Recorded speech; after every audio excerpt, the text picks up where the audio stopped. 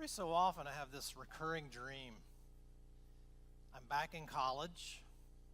It's the last day of exams, and I suddenly realize that I have to take the final exam for a course that I have completely forgotten about. I have attended not a single lecture, read not a single page of the textbook. I don't even know the professor's name. And it's a course that I have to pass in order to graduate. It's an awful dream. I wake up in a cold sweat every time I have it. But isn't that the strangest thing? I haven't taken a final exam in over 25 years, but still have dreams about failing them. Do you ever have dreams like that? Of course, it isn't really a dream about graduating from college. Graduation and final exams is just the language that my subconscious uses to express anxieties that I'm wrestling with in the here and the now. It's a stress dream. The dream is about all of the things I worry about messing up, forgetting some vital piece of information, something I'm supposed to know, but has somehow slipped my mind, and now I'm in trouble. Now I have to scramble to avoid disaster. Your stress dreams may not be about missing a final exam.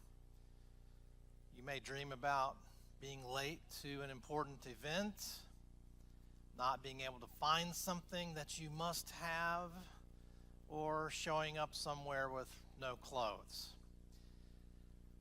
But our stress dreams reflect the deep down fear that we all have of forgetting something we're supposed to know and being unprepared. And that's really what's happening to Martha in this morning's gospel, only it's not a dream. It's happening in real life.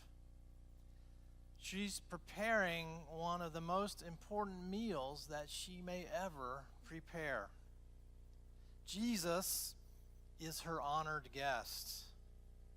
He's on his way to Jerusalem, by all accounts, to establish his messianic kingdom. Heralds have been sent out, 72 disciples to announce the coming of the kingdom, and the reports are good. The message has been well received. And now the procession stops at Martha and Mary's house, and Martha is hustling to get the meal ready, and she's stressed out. I know many of you understand what goes into preparing a special meal. It's a lot.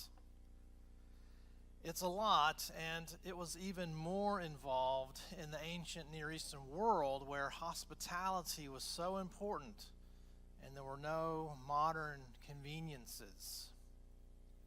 So Martha's working hard. She needs all the help she can get. Just imagine her scrambling behind the scenes while the honored guests wait. She looks around for her sister Mary, and Mary is nowhere to be found. There she is, sitting at Jesus' feet, listening to him teach along with all of the men. Can you imagine? She was already stressed out. Now she's downright angry. She says to Jesus, "Lord, do you not care that my sister has left me to do all of the work by myself? Tell her then to help me." But Jesus says, "Martha, Martha, you are worried and distracted by many things. There is need of only one thing." Mary has chosen the better part, which will not be taken from her. Well, what is Jesus getting at? We have to be careful here because it's tempting to think of Martha and Mary as two different kinds of discipleship. There's the very active kind of ministry that Martha is engaged in, and then there is the contemplative word kind of ministry that Mary is engaged in. The message then would be that it's better to sit and learn than to be active. But if that's our takeaway, then we end up pitting one form of ministry, one form of discipleship against the other. The ministry of proclamation versus the ministry of service. The ministry of the word versus the ministry of action. And we should therefore prefer one over the other. And I think that's a huge mistake. I mean, obviously, Jesus did both. And Jesus exhorts us all to do both, to love in both word and deed. And that interpretation of word versus action misses how Jesus himself describes the problem. The problem isn't what Martha is doing, it's her focus. Martha is distracted and worried about many things. Many things. How am I going to get all of this done? Is the meat being properly prepared? How's the bread coming along? Is there enough wine for the meal? And where is my good-for-nothing sister? Isn't that how stress and anxiety work in our lives? We run from one thing to the next, scrambling to keep all of the balls up in the air.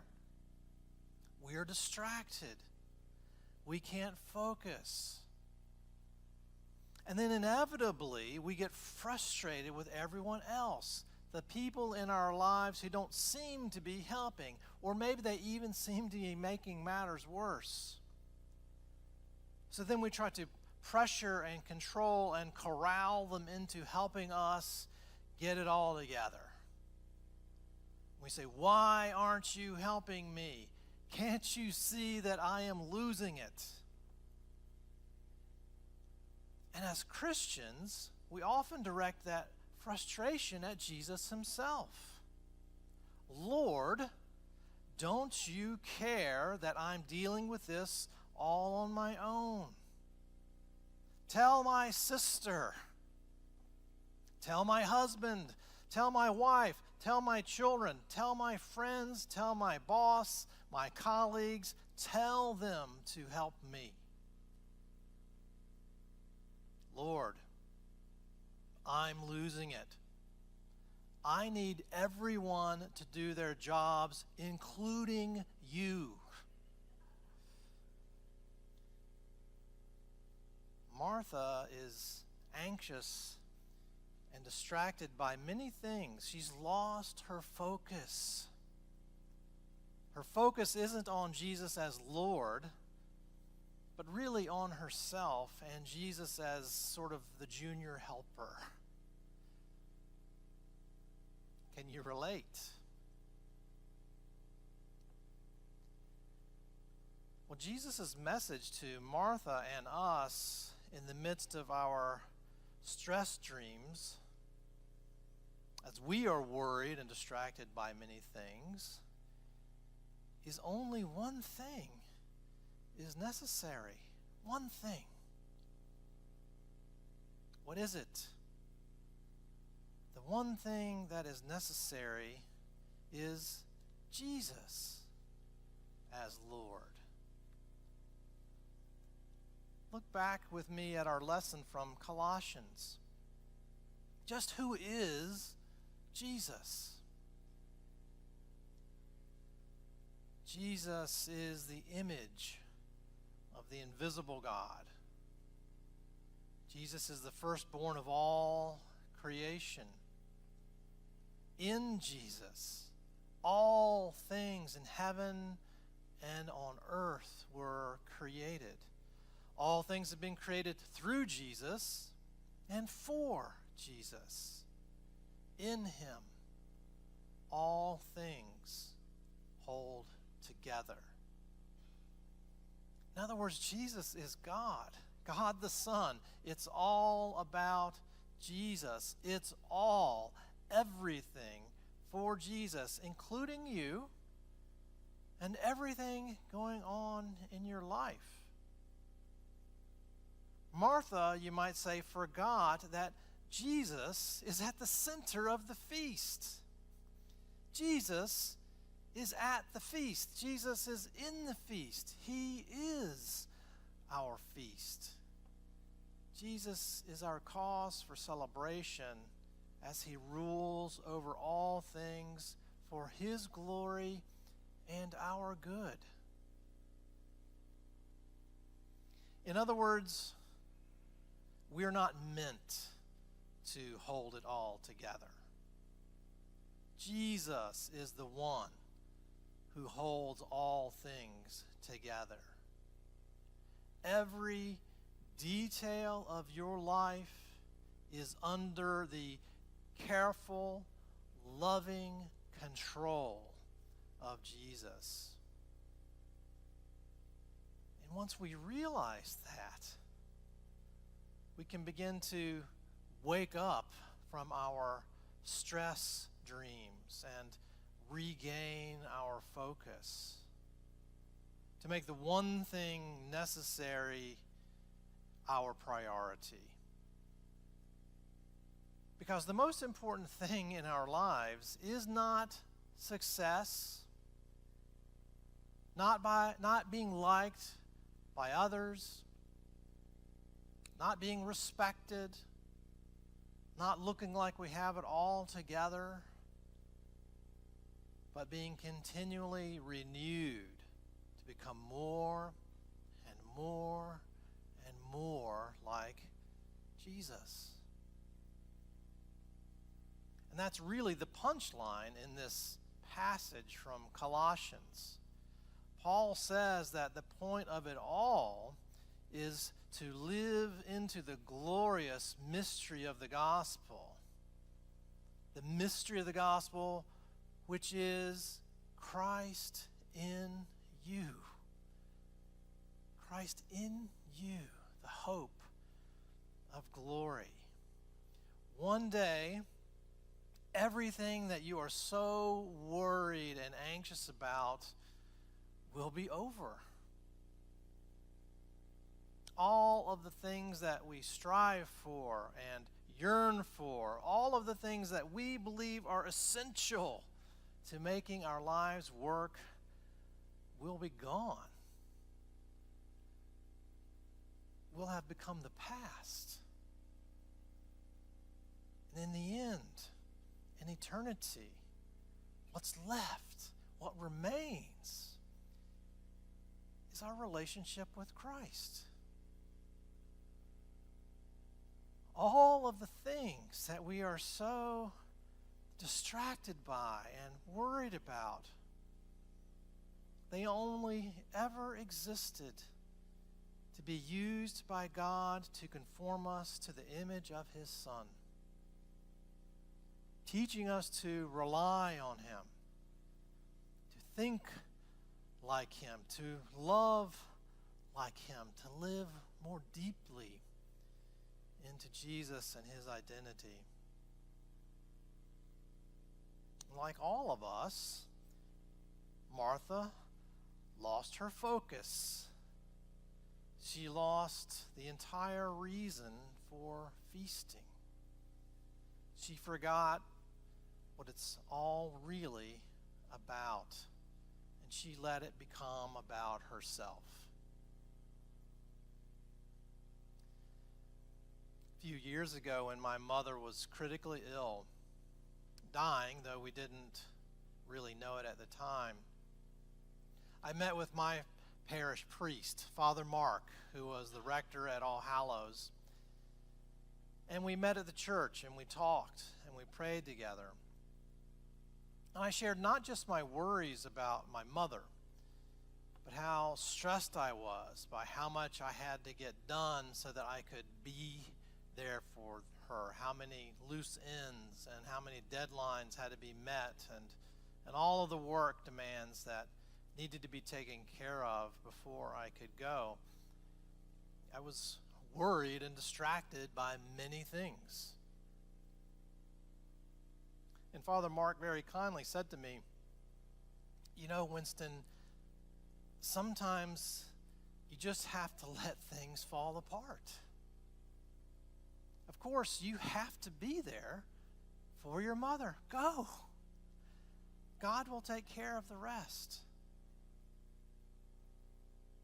Sometimes you just have to let things fall apart."